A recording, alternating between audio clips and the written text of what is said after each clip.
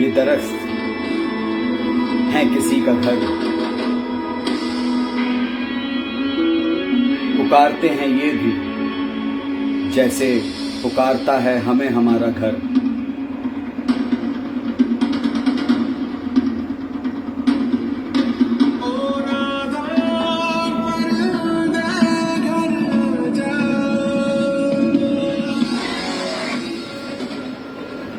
हम सभी को तकलीफ हुई ना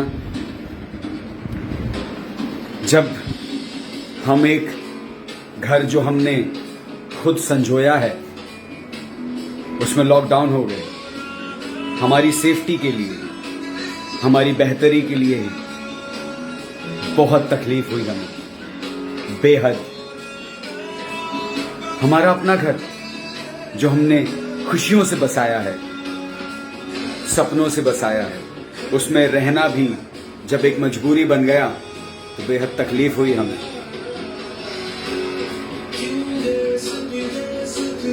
जब वो माइग्रेंट वर्कर्स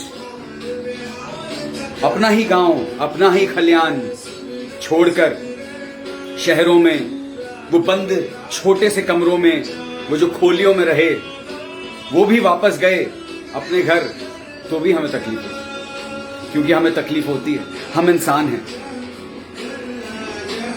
पर क्या हम ये सोचते हैं कि जब हम इंसान 20 बाई 20, 15 बाई 15, 10 बाई 10 के कमरे में भी 3 महीने रहकर तकलीफ में आ जाते हैं, मेंटल हेल्थ की बात करने लगते हैं, मात्र 3 महीने में, 2 महीने में आवाज उठाने लगते हैं सोशल मीडिया पे और चारों तरफ, तो क्या होता होगा? क्या होता होगा उन परिंदों के साथ जिनको प्रकृति ने पंख तो दिए फैलाने को 2 सवा 2 फीट के, पर हम इंसानों ने अपनी खुशी के लिए उनको कैद कर दिया मात्र 1.25 बाई 1.25 और 1.5 बाई 1.5 के पिंजरे में। क्यों? क्योंकि हम इंसान हैं, हमें खुशी होती है परिंदा पालने में।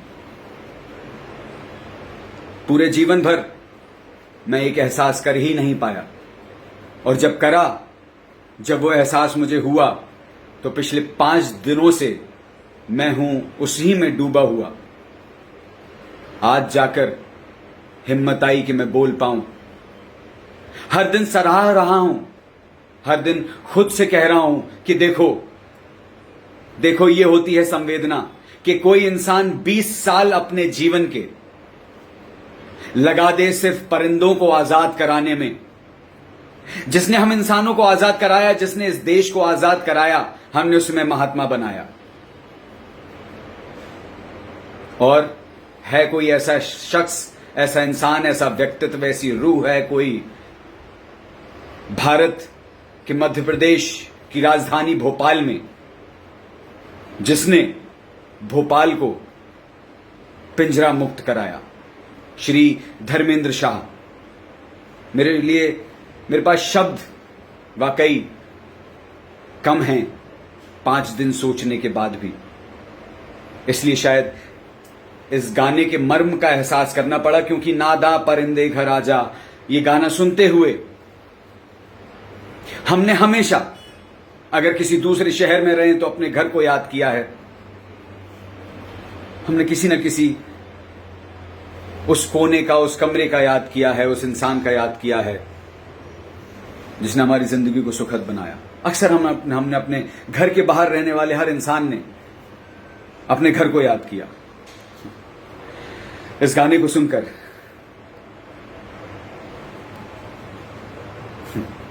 उन परिंदों का घर, दरख्त हैं, जंगल हैं, पेड़ हैं, पौधे हैं, उनका खाना वो है जो प्रकृति उन्हें देती है, वो नहीं जो हमारी दया पर वो जीते हैं और हम समझते हैं कि हम बहुत बड़ा काम कर रहे हैं। पहले तो 2 फीट पंख का आयत की चौड़ाई होने के बावजूद हम उसे घर देते हैं 1.5 फीट का, और उम्मीद करते हैं कि वो हमारी आवाज पे बोले मिट्ठू मिट्ठू मिट्ठू, और उसमें खुशी पाते हैं। गलत नहीं है। मैं भी जीवन भर इतना एहसास कर नहीं पाया था। वाकई जो एहसास धर्मेंद्र भाई से बात करके हुआ आज से 5 दिन पहले, मैं मुबारकबाद देता हूं मिशन पंख में किरदार निभाने वाले हर एक इंसान का, हर एक व्यक्तित्व का, हर एक शख्स का। मैं आभार प्रकट करता हूं हृदय से हर उस शख्स का, हर उस इंसान का, हर उस बच्चे का, बड़े का, बूढ़े का, जिसने इस मिशन को कामयाब बनाया, जिसने धर्मेंद्र भाई और उनकी टीम के साथ जा जाकर इंसानों का मर्म जगाया और हर एक घर से जहां से उन्हें पता चला वो कर सके, उन्होंने परिंदे को पिंजरे से आजाद कराया। हर उस शख्स का जो धर्मेंद्र भाई के साथ पिछले 20 सालों में चला और उसने उनका साथ निभाया, और हर उस इंसान का जिसने धर्मेंद्र भाई की बात मानी और अपने घर से परिंदों को पिंजरों से आजाद किया, पिंजरे से आजाद किया। आभार आप सभी का। आप सभी मेरे लिए एक बहुत बड़ी प्रेरणा है। मैं आप सभी का मित्र, आप सभी का मुरीद, आप सभी का कायल, आप सभी का फैन, आप सभी से प्रेरणा का लाभ लेने वाला मैं आपका मित्र शिशिर उषा भारती। संक्षिप्त में बताना चाहूंगा मैं करता क्या हूं। मैं पिछले 10 वर्षों से, from last 10 years I am working, मैं काम कर रहा हूं ह्यूमन लाइफ ट्री की जो ग्रोथ पैरिटी होती है, ह्यूमन लाइफ ट्री जो होता है, उस पे काम करने वाले एक शिक्षा तंत्र पे। 2010 में इसकी शुरुआत हुई मेथोडोलॉजी बेस्ड डिलीवरी अप्रोच से, कि किसी भी सब्जेक्ट को अगर डिलीवर करने का तरीका ऑडियंस के हिसाब से एप्ट हो तो कोई भी विषय किसी को भी समझ में आ सकता है। फिर हिस्ट्री, केमिस्ट्री किसी से बेवफा नहीं। ऐसे एक तरीके के बारे में सोचते हुए इसकी शुरुआत हुई। जब लगा कि मैं पढ़ ना सका स्कूल में, कभी परफॉर्म कर ना सका, पर जब काम करने आया तो मुझे चीजें समझ में आने लगी। अरे ऐसा क्या हुआ कि मुझे ये सारी चीजें समझ में आने लगी? क्या कि ये कोई जादू हुआ? पर मेरे ऊपर तो कभी कोई बिजली नहीं गिरी, कभी किसी बड़े हादसे से नहीं गुजरा, मेरा कभी एक्सीडेंट नहीं हुआ, मेरे सर पे कुछ नहीं है। जो भी कहानी किस्सों में हम जानते थे, ऐसे कुछ अजीब से विचार करते हुए ये जाना कि अगर किसी भी सब्जेक्ट को एक सही तरीके से रखा जाए तो वो विषय किसी को भी समझ में आ सकता है। तो मेथोडोलॉजीज पे रिसर्च शुरू करी। 2010 में इंडस्ट्री ओरिएंटेड ट्रेनिंग मेथोडोलॉजी से शुरुआत करी, लोगों के पास पहुंचा, समझदार लोगों ने समझाया भी, कुछ बहुत नया सिखाया भी, और जो अच्छा किया उसके लिए सराहा भी। कई सारे मौके मिले, कई सारे इंसान मिले, और ये यात्रा 10 साल की एक सुखद यात्रा में तब्दील हुई। हर वो इंसान जो अभी तक आया उसने कंट्रीब्यूट किया, और जीवन के अलग अलग आयामों को मैं जाना, अलग अलग संवेदनाओं को पहचाना। पंछी अगर हमारे बाग में होंगे, पेड़ों पर होंगे, तो अलग अलग पंछियों की आवाज जब आपके बच्चे तक पहुंचेगी, नवजात शिशु तक पहुंचेगी, तो वो कई भाषाएं सीख पाएगा।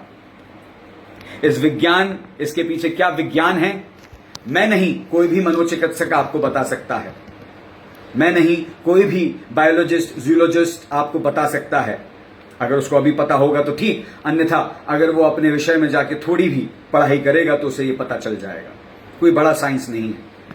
तो ये बहुत जरूरी है कि आपके घर हरे भरे हों, उसमें कोई झाड़ जंगल हो, और उसमें कुछ पंछी आते हों और वो अपनी स्वतंत्रता से चहचहाते हों, चीखते हुए, पुकारते हुए, आपसे खाना मांगते हुए नहीं चहचहाते हों, आपको लुभाने के लिए आपका इमिटेशन करते हुए, आपकी नकल करते हुए, आपके हिसाब से चहचहाते ना हों।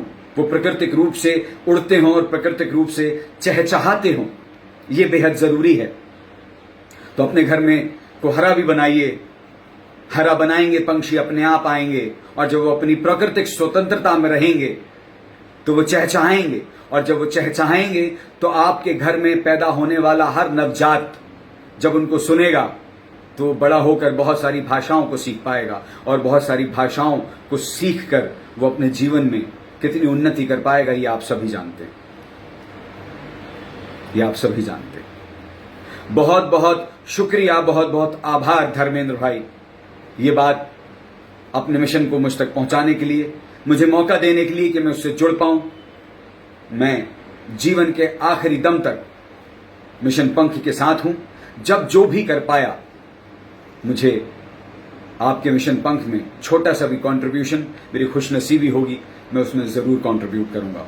और मिशन पंख में आज तक कंट्रीब्यूट करने वाले सभी इंसान, सभी व्यक्तित्व, सभी सोच विचार, समय देने वाले इंसान मेरे लिए एक प्रेरणादायक स्तंभ की तरह साबित हुए हैं। और आप सभी लोग प्रेरणा हैं कि मैं पिछले 5 दिनों से सिर्फ ये सोच रहा था कि आप लोगों ने क्या खूब काम किया है। भोपाल शहर मध्य प्रदेश की राजधानी पिंजरा मुक्त है। आइए हम सभी इसको पिंजरा मुक्त बनाए रखें और ज्यादा से ज्यादा शहरों में, इस विश्व में ज्यादा से ज्यादा शहरों को पिंजरा मुक्त करें, मिशन पंख को वहां तक ले जाएं। इसमें हजारों लोगों का कंट्रीब्यूशन है और लाखों की आजादी इसमें छुपी है।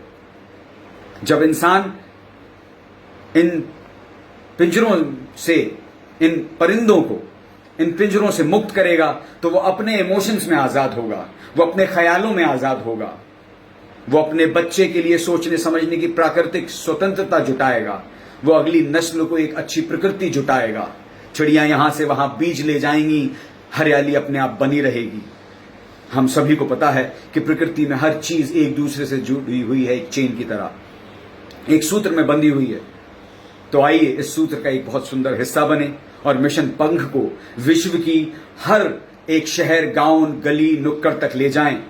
और धर्मेंद्र भाई और उनके परिवार, उनकी माता जी से दरअसल ये सोच की शुरुआत हुई, उन्हें विरासत में मिली और पिछले 20 साल से वो लेकर चलते आ रहे हैं।